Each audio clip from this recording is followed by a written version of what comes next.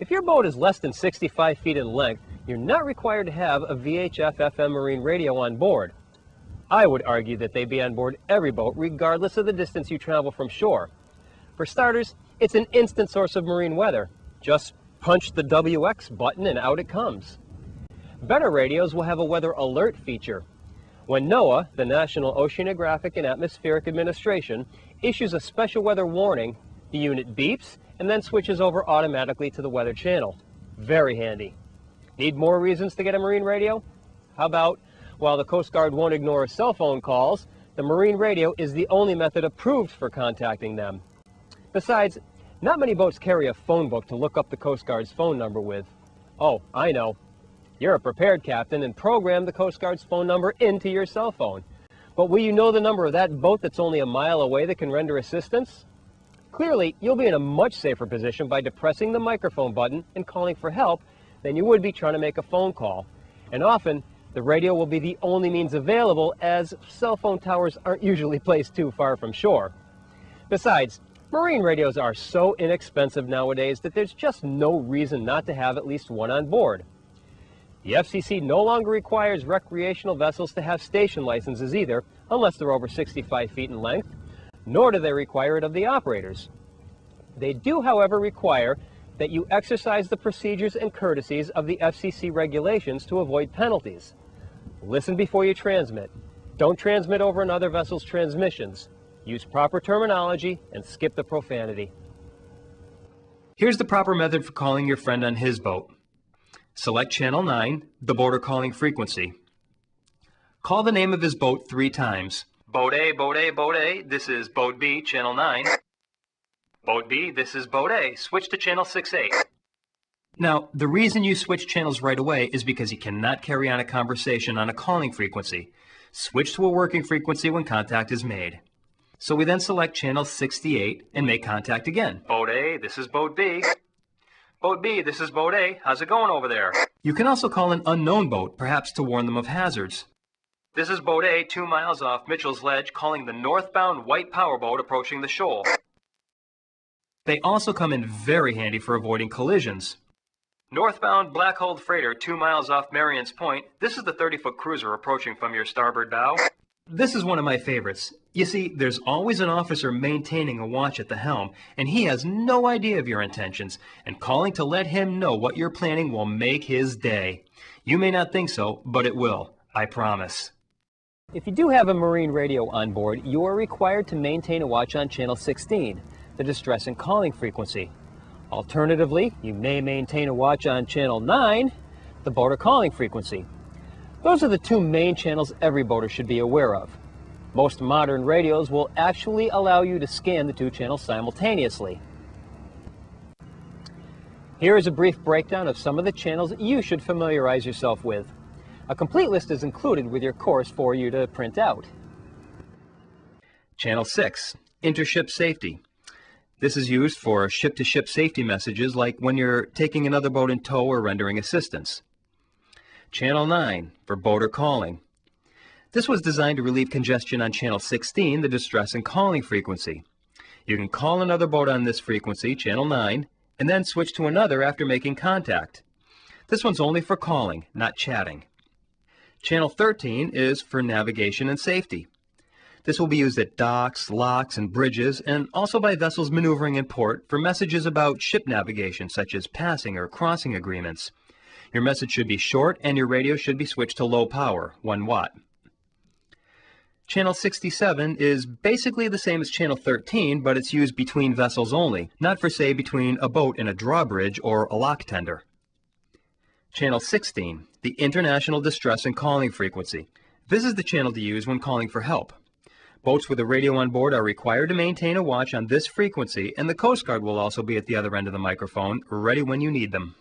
21A, 23A, and 83A. These are reserved for Coast Guard only. You should stay off these channels. 22A.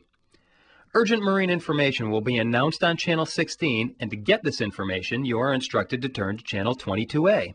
When calling the Coast Guard, they will typically switch you to this working channel as well. WX gives you continuous weather broadcasts.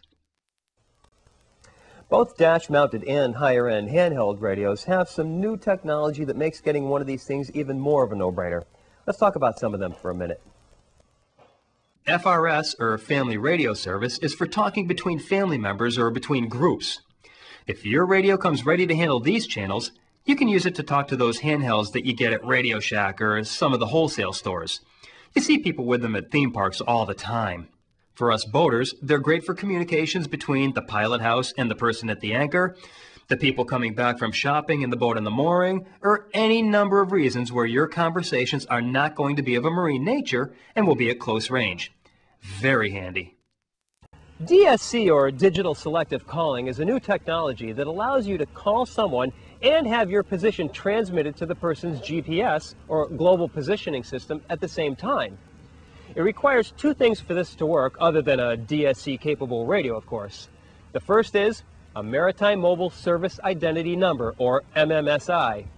This will identify both you and your boat. The second is a GPS connected to your DSC-capable radio. That's where the radio gets its position information from that it transmits to the other station that you're calling. Aside from selectively being able to call your friends with DCS radios simply by inputting their MMSI numbers, these radios allow you to call for help at the touch of a button. On this radio, you lift the red cover and hold the button down for 3 seconds. It starts a 3-second countdown and calls for help on channel 70, which the Coast Guard monitors for DSC signals. It then waits for an acknowledgement signal on both channel 16 and 70. If one is not received, then it continues to transmit in intervals that you designate. Very cool for calling help on the run. You don't have to stand there and wait for help to respond while the fire burns out of control. This particular radio even has a barometer built into it, so I can get the current pressure and a trend arrow to see if it's on the rise, which would indicate good weather, or falling to indicate the approach of inclement weather. Great tool to have in your arsenal.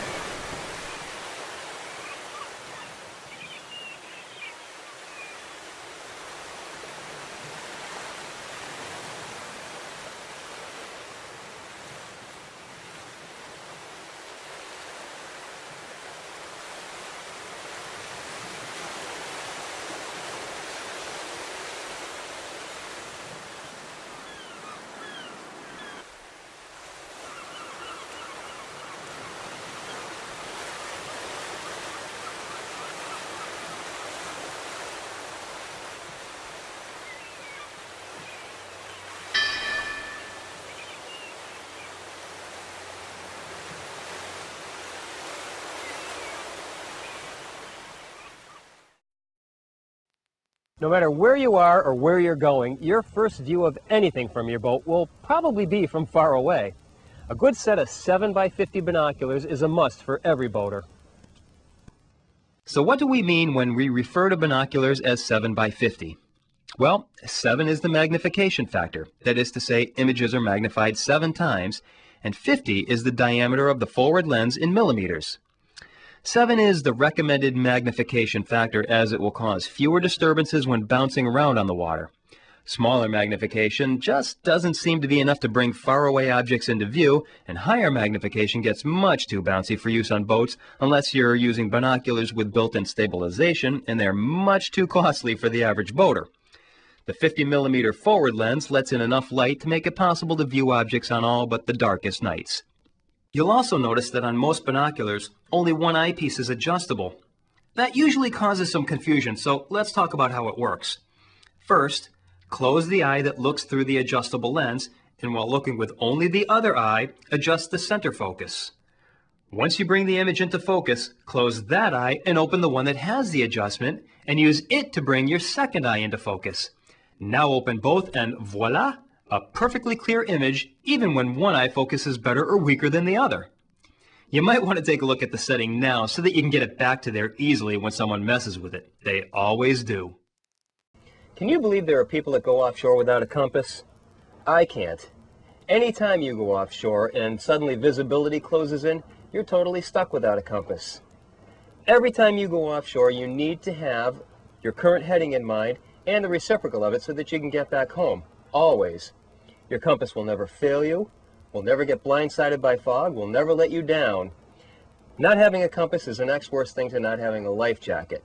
Unless you're sitting in a small river or someplace where you'll never get disoriented, it would be foolhardy to go anywhere without a compass. Your compass is, however, subject to magnetic interference from metal objects and electronics that are nearby, and you should have yours checked and compensated for this disturbance at least once a year.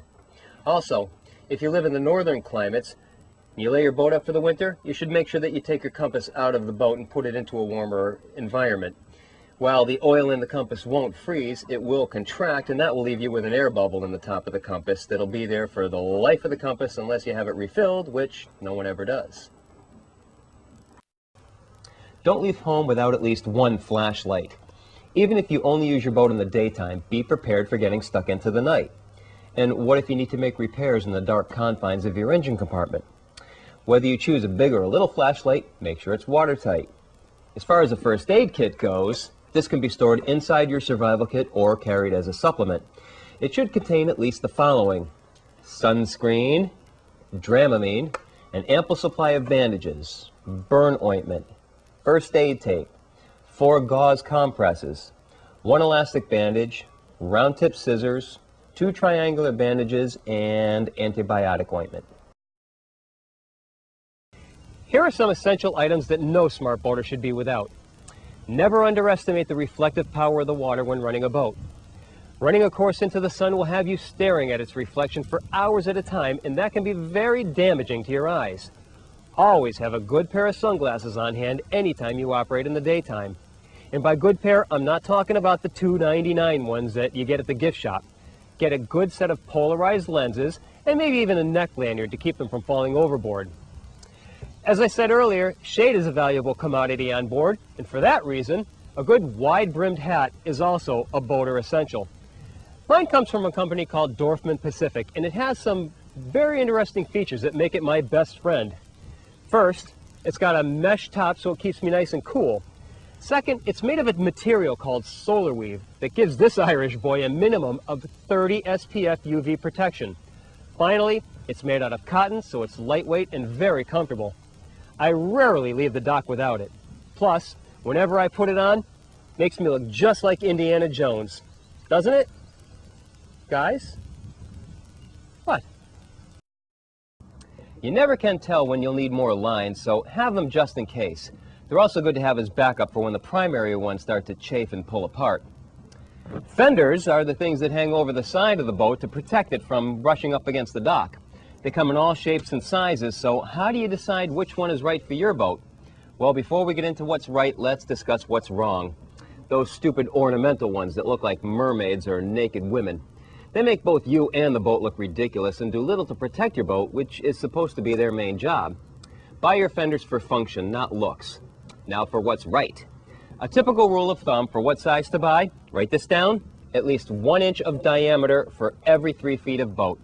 You can get bigger, but don't get smaller. But remember, bigger isn't always better. You still need to stow them someplace. Boat hooks are incredibly handy devices that simply extend your reach. When something's floating in the water, it's a long way off when you have to reach down and get it back. And you can almost never get right next to something. Anytime there's an object floating in the water, the boat tends to push it away. This solves that problem, among many others. Can't quite reach that dock line that you left on the dock? Well, this will help.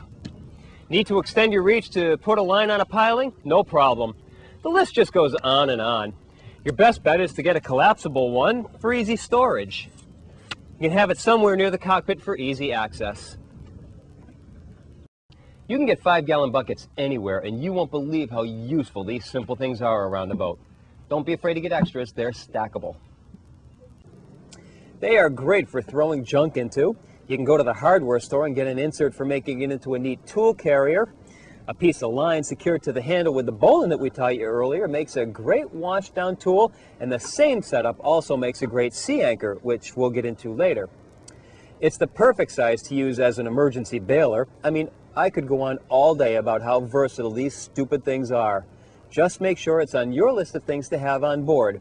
Trust me, it's a requirement for every smart boater. With a carefully stocked toolkit, you'll be prepared to handle almost anything that may crop up in an attempt to ruin your day of fun. The key is in what you bring to do battle with. It gets really expensive to have to call a towboat out just to replace an alternator belt.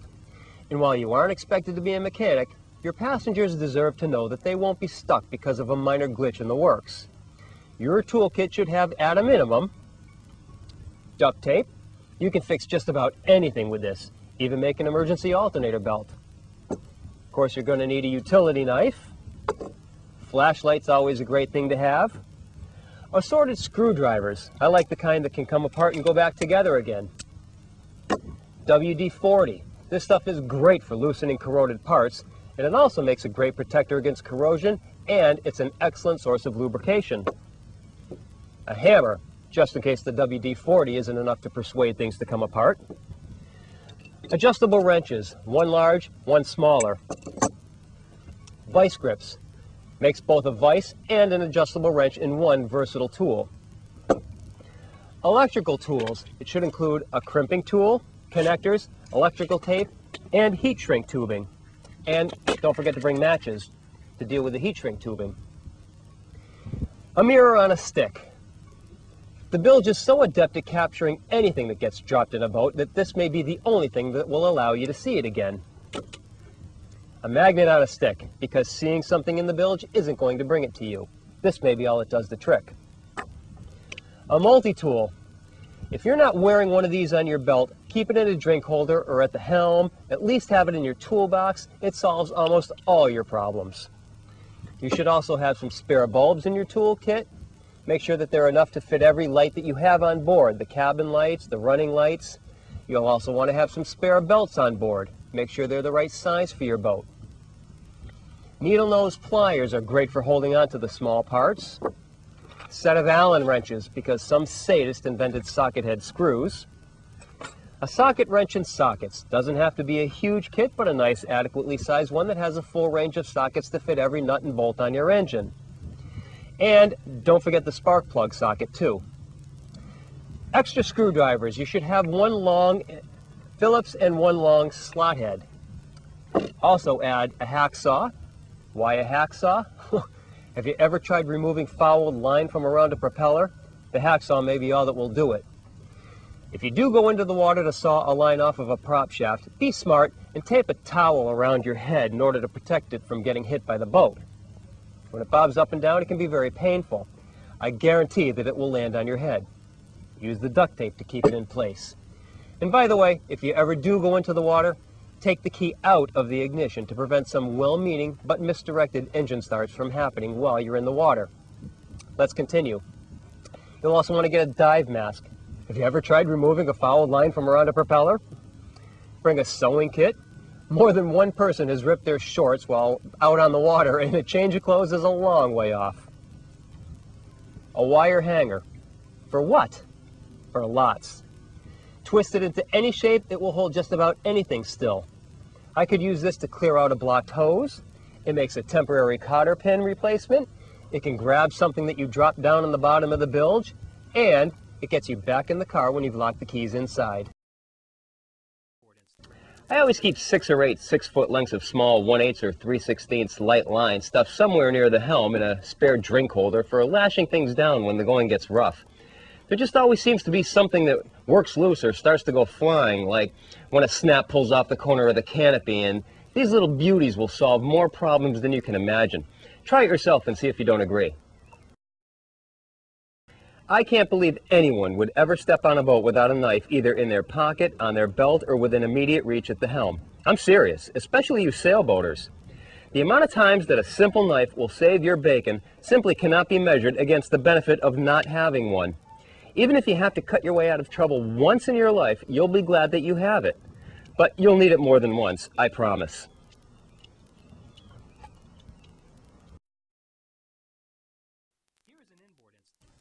Now, this is an often neglected part of every boater's list, but the smart boater will be prepared for everything. We put together a suggested list for your basic two-person kit and included it with this course for you to print out. Adjustments should be made for more persons or specific needs, such as asthma or diabetes sufferers. Everything should be put in sealable plastic bags and placed in a waterproof going-away bag that you can grab in an emergency. This list should give you a reasonable comfort level to meet an emergency situation head-on. Your local law enforcement authorities have a program where they will do a vessel safety check, or VSC, on your boat. It consists of an examiner going through a checklist of required items and verifying that you have these items on board, that they are stowed properly, and are in working, serviceable condition. He or she will also test you to make sure that you're competent to safely pilot your boat. It's not a grueling test, just some of the basics that are more than covered in this course. Upon completion of this examination, you'll be given a decal indicating your compliance. If you fail the inspection, you correct the deficient areas and get re-examined. Then you get your decal. The motivation to get this done is this. You will be in a much better position having a current VSC sticker installed on your boat when you get stopped by the authorities than if you had ignored the requirements. It's a free courtesy that is extended to you, so get the inspection and thank the inspector for doing you this favor.